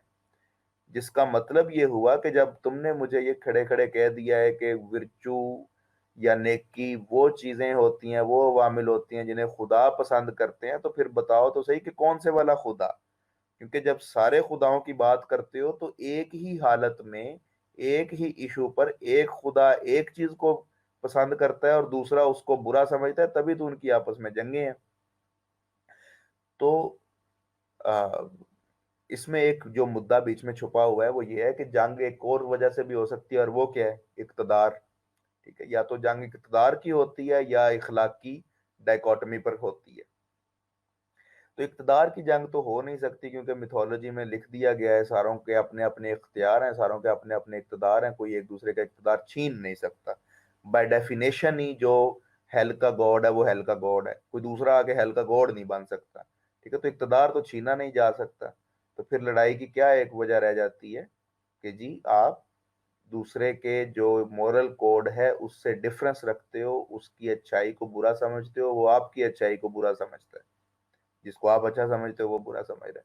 तो इससे वो ये वाजे करता है कि पहले तो ये तय कर लो कि ऐसा नहीं हो सकता कि अगर आपने गॉड के अंदर मोरालिटी को ग्राउंड करना है तो गॉड एक से ज्यादा हो, क्योंकि वो फिर लड़ेंगे, और लड़ाई होती मोरालिटी की फ्लक्चुएशन की वजह से, मोरालिटी की डिफरेंट साइड्स पिक करने से है। तो ये तो यूथिफ्रो में ही वन ऑफ द अर्लीस्ट, यानी आप उसको कह लें कि कामों में ही ये वाजे हो जाता है कि अगर कोई अपॉर्चुनिटी मौजूद है तो वो मोनोथीज्म की है। बताया कि प्लेटो की मेटाफिजिक्स फिजिक्स के लिए हमें उसके किन मुकालमात की तरफ रुजू करना चाहिए ताकि अवाम को ये भी पता चल जाए कि इसके बाद हमने इन कुतब की तरफ रुजू करना है। और फिर प्लेटो पे जिन लोगों ने लिखा है उनका भी थोड़ा सा बता दे ताकि लोगों को बाद में इस चीज़ का इल्म हो जाए कि आज की इस डिस्कशन या लेक्चर के बाद हमने किन प्लेटो के किन मुकालमात की तरफ जाना है और किन मुसन्निफीन की कुतब की तरफ जाना है। ये थोड़ी सी रहनुमाई कर। अच्छा, इसमें ऐसा है रुएफा कि बजाय इसके कि मैं दो से तीन चीज़ें बयान करूं और वो फिर भी बात अधूरी रह जाए, आप ऐसा करें कि आप ये सर्च कर लें उसके अंदर, क्या इसका नाम है, मैं यानी आपको वो वेबसाइट बता देता हूँ जहाँ पर आपको हर चीज़ मिल जाएगी, कि स्टैनफोर्ड इंसाइक्लोपीडिया ऑफ फिलोसफी, ठीक है, कोई भी फलसफे का स्टूडेंट जो हो उसके लिए वो वेबसाइट जो है वो बिल्कुल सहीफे की हैसियत इख्तियार रखनी चाहिए उसकी, उसके लिए। यानी ये नहीं कि उसकी हर बात को सही माने, लेकिन ये कि उसने जब भी रुजू करना है किसी चीज़ के लिए तो सबसे पहले उसकी तरफ रुजू करे और उसके बाद देखा जा सकता है। प्लेटोज प्लेटो ऑन यूटोपिया और प्लेटोज एस्थेटिक्स वगैरह तो उतने पढ़ नहीं, जो मेन आर्टिकल है प्लेटो यही आप जरा खोलिएगा। वैसे तो आप ये देख रहे हैं कि उसके तमाम जो डायलॉग्स हैं उनके ऊपर भी अलहदा अलहदा गुफ्तगू मौजूद है। अच्छा, इसके टेबल ऑफ कंटेंट्स जरा खोलिए जी। तो ये जो सेक्शन है ना, does Plato changes links between the dialogues, ठीक है, ये आपको उसका वैसे ही बता देते हैं कि क्या क्या चल रहा है। Can we know Plato's mind, इसमें ये डिस्कशन आ जाती है कि क्या प्लेटो कभी भी वाजे तौर पर ये कहता है कि सुकरात जो बातें कर रहे हैं मेरे डायलॉग में वही मेरी बातें हैं, या ये बस डिस्कशंस हैं जिनमें अफलातून हो सकता है कि दोनों या तीनों फ्रीकियन से मुख्तलिफ राय रखता हो, लेकिन वो सिर्फ मौजूद जो राय हैं, आरा हैं, उनकी रिप्रेजेंटेशन कर रहा है, या क्या चल रहा है। ठीक है, तो इस किस्म की गुफ्तगू यहाँ पर है। लिंक्स बिटवीन द डायलॉग्स, कैसे मुख्तलिफ डायलॉग्स जो है आपस में जुड़े हुए हैं। Does Plato change his mind about forms, does Plato change his mind about politics, ये तो ऑब्वियसली बड़ा ज़रूरी सामने की बात है कि लॉज और स्टेट्समैन जो है वो रिपब्लिक से मुख्तलिफ है। तो बाय डायलॉग्स, ठीक है, डायलॉग्स की फॉर्म में क्यों लिखा हुआ है इसने, तो ये एक बड़ा एक इंट्रोडक्टरी किस्म का तो ये वाला पहला आर्टिकल है कि इसमें आपको प्लेटो के अंदर जाने के लिए, मतलब समझने के लिए आपको चीज़ें जो है वो मिल जाएगी। अच्छा, बिब्लियोग्राफी ऑब्वियसली हर आर्टिकल के नीचे होगी जो आपको ये बता देगी कि एक्चुअली आपने कौन से डायलॉग या कौन सी ऐसी बुक्स पढ़नी है जो मुख्तलिफ राइटर्स ने लिखी हैं प्लेटो के काम के बारे में। अच्छा, वो पिछले पेज पर आप जाइए, वो जो हमने सर्च किया इसका 10 जो हमने देखे, हर चीज़ पे गुफ्तगू की जा सकती है। प्लेटो जो है वो ऑब्वियसली प्लेटो से निकलना मुश्किल हो जाता है अगर आप प्लेटो पढ़ना शुरू कर दें। सर ये आपके अच्छा, बारे में मेरा क्या आर्टिकल है। ये थेटिटस आ गया, प्लेटो knowledge in थेटिटस, Plato's shorter ethical works, ठीक है, जहाँ जहाँ उसने शॉर्ट थोड़ी सी बात की है एथिक्स के ऊपर। तो ये यहाँ पर तमाम आर्टिकल्स ऐसे मौजूद हैं जो आपको बता देते हैं कि कौन कौन से डायलॉग के अंदर उसने कौन कौन सी बात की है। ये ऊपर जो गुजरा है इसको देखिएगा जरा, ऊपर देखिएगा जरा, ये जो है, हाँ, Plato's middle period metaphysics and epistemology, ये जो है, इसको अगर आप देखें तो इसमें वो सारा कुछ वाजे कर रहा होगा। अच्छा, प्लेटो के डायलॉग्स को ना पीरियड वाइज भी बांटा गया हुआ है कि अर्ली पीरियड है, मिडिल पीरियड है और लेट पीरियड है। तो उसमें डायलॉग ज्यादा है। The metaphysics of the fado, ठीक है, मेटाफिजिक्स ऑफ द फेडो जो है, ये मैंने थोड़ी सी बात की थी कि फेडो के अंदर रूह के बारे में गुफ्तगू है, ठीक है, कि ये वही डायलॉग है जो मैं आपको बता रहा था कि वो सुकरात जब जहर पीता है तो वो उस टाइम उसके साथ मौजूद जो शागिर्द होते हैं उसके, वो दुखी हो रहे होते हैं, तो वो उनको दिलासे दे रहा होता है कि देखो रूह एक चीज होती है और रूह परवाज कर जाती है और वो फिर भी रहती है, यानी उसकी एग्जिस्टेंस को कोई नहीं तोड़ सकता, I will still be existing. تو روح کے تصور کے اوپر جو ساری گفتگو ہے تو وہ the metaphysics of Phaedo کے اندر ہے. ٹھیک ہے. اسی طرح the nature of forms, self predication. Self predication ایک بڑا اچھا پرنسپل ہے جو آج کے لیکچر میں ہمارے نہیں ہو سکا کہ سیلف پریڈیکیٹ کیا ہوتا ہے. تو یہ بھی ہم ضرور دیکھیں گے جب مزید ہم میٹا فزکس آف پلیٹو دیکھیں گے. دا سمپلسٹی آف فارمز. ٹھیک ہے کہ وہ پیورٹی جس کو میں بار بار کہہ رہا تھا اس کو سمپلسٹی کے نام سے. The separation of forms, the range of forms. تو یہ آرٹیکل بہت بہترین ہے اگر آپ نے اس کو دیکھنا. اور اوبیسلی یہ اینڈ پہ جو بیبلیوگرافی ہے اس میں آپ کو نظر بھی آ جائے گا کہ آپ نے ایکچولی کون کون سی جگہ پر جا کر ایگزیکٹلی یہ مختلف جو کام کیے گئے ہیں اس مڈل پیریڈ کے ڈائلاگس کے اوپر، اور خاص طور پہ میٹا فزیکل ریلم کے اندر اور اپسٹمولوجیکل ریلم کے اندر، وہ سارے یہاں پر لکھے ہیں. تو اصل تو علمی رویہ جو ہے وہ یہی ہوتا ہے کہ آپ ریسرچ پیپرز اس طرح کے دیکھتے ہو، ریسرچ پیپرز کی بیبلیوگرافی دیکھتے ہو، بیبلیوگرافی میں جو ریفرنسز دیے گئے ہوتے ہیں ان کو تھوڑا بہت دیکھتے ہو. تو ایکسٹینسو اسٹڈی یا یوں کہہ لیں کہ واقعی اگر علم میں پھنسنا ہو یا جانا ہو گہرا تو یہی طریقہ ہوتا ہے. تو لیکن لوگ عموماً ڈر جاتے ہیں ایسی چیزوں سے، یہ جو آپ نے کھولنی ہے. ٹھیک ہے. اگر آپ افلاطون کے ڈائریکٹ ڈائلاگ پڑھنے پر جائیں گے تو آپ کو مضحکہ خیز حد تک وہ بے معنی لگیں گے، یا یوں لگے گا کہ بالکل ایک چھوٹی سی بات ہو رہی ہے تو اتنا بکھیڑا کس بات کا ہے کہ یہ جی سب سے بڑا فلسفی ہے دنیا کا. ٹھیک ہے. تو وہ یعنی اس کی وہ گہرائی سمجھنا جو ہے وہ اسی طرح ہی سمجھ آتی ہے جب بڑے دوسرے جو فلاسفرز ہیں اور فلسفی پہ کام کرنے والے اس کا انالیسس کرتے ہیں تو سمجھ آتی ہے اچھا اتنی گہری بات چل رہی تھی. تو اس لیے میں نے یہ کہا کہ آپ ادھر زیادہ رجوع کریں بجائے اس کے کہ آپ ڈائریکٹ افلاطون کے ڈائلاگس پڑھیں.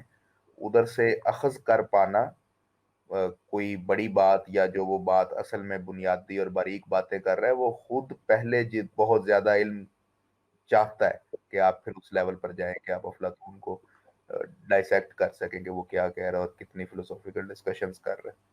اس لیے میں ادھر لے کر آیا تھا یہ، اور یہ بات میں اینڈ پہ کر رہا ہوں. پلیٹو کو اتنا ہم نے دیکھ لیا ہے تو آپ جی. اس میں پھر کیا کہنا چاہیں گے کہ پلیٹو کی بجائے ایرسٹوٹل کو اتنا زیادہ کیوں لوگوں نے سر پر بٹھا لیا اور اس کو ایک عظیم فلسفی کا رتبہ دے کے اور اس کو پتہ نہیں کیا معلم اول اور شیخ الاکبر جیسے جو ہے وہ مطلب القابات دے دیے. اور پھر ہمارے ہاں ابن سینا اور اس طرح ابن رشد وغیرہ کو تو یہ پتہ نہیں کیوں اتنا پیارا لگتا تھا اور اتنا زیادہ محبوب تھا. اس کی کیا وجہ ہے؟ کوئی مجھے آپ بتا سکتے ہیں کہ اچھا. افلاطون کو کیوں نہیں اتنا کیا گیا؟ ایک تو یہ کہ افلاطون جو ہے وہ آپ یوں کہہ لیں کہ ایک ایسی سطح پر گفتگو کرتا ہے جو عموماً بڑے بڑے فلسفیوں کے لیے بھی دشوار ہے اس کو سمجھنا، لیکن رد ہونے کے لیے اتنا ایزی ہے کہ آپ ایک سامنے کی بات کرتے ہو اور آپ کو لگتا ہے کہ آپ نے اسے رد کر دیا. اور یہ ڈائلما ہوتا بھی ہے کہ جسے ہم اسٹرا میننگ کہتے ہیں. آپ یوں سمجھ لیں کہ اباؤٹ 50% جو افلاطون کا رد کیا گیا ہے وہ اسٹرا میننگ ہے. افلاطون جس سطح جس گہرائی پر جا کر بات کر رہا ہے وہ آڈینس کے لیے تو سمجھنا ہی مشکل ہے. اب ارسطو ہی کہہ رہا ہے کہ جی میرے استاد نے یہ کہا ہے اور یہ بات غلط ہے. اب وہ جب خود ارسطو کی بات سن کر آپ خود افلاطون کے پاس جائیں گے اور پڑھنے کی کوشش کریں گے تو آپ کو بھی یہی لگے گا کہ شاید وہ یہی کہہ رہا ہے اور یہ تو بات غلط ہے. ٹھیک ہے. جو میں بھی سمجھا رہا تھا کہ ڈائریکٹ ڈائلاگ پر جانا تو اور مشکل کام ہے. تو افلاطون کے ساتھ یہ اسٹرا میننگ بہت زیادہ ہوئی. پھر اس کے بعد اس نے جو نظام سیاست دیا نا وہ نظام سیاست اصل میں لگا نہیں کھاتا اس طرح سے اسلام کے ساتھ جس طرح سے یہ بعد میں آنے والے لوگوں نے دیا، خاص طور پر ارسطو وغیرہ نے جس طرح توازن کی بات کی اور یہ وہ. تو معلم اول وغیرہ عموماً جو یوز کیا گیا وہ الفارابی وغیرہ کی طرف سے کیا گیا کہ الفارابی کو معلم ثانی کہا جاتا ہے نا. تو الفارابی بھی آپ جانتے ہیں کہ بنیادی حیثیت میں ان کا زیادہ بڑا کام جو ہے وہ پولیٹیکل تھیوری اور اس قسم کا تھا، پولیٹیکل اسلام کو چلانا اور ریاست کے طرح کے انہوں نے نظامات دکھائے اور یہ سب کچھ. کوئی بہت زیادہ الفارابی کی پیورلی فلوسافیکل کنٹریبیوشن اتنی نہیں تھی کہ جس کی بنیاد پر ان کو معلم ثانی کہا جا رہا تھا. لیکن اوبیسلی اس میں ایک دوسرا ایمبٹ یہ ہے کہ زیادہ باتوں پر بات کرنا. ٹھیک ہے کہ جی ارسطو جو ہے وہ تقریباً ہر بات پہ بات کر رہے ہیں, 37-38 بکس, 50 بکس.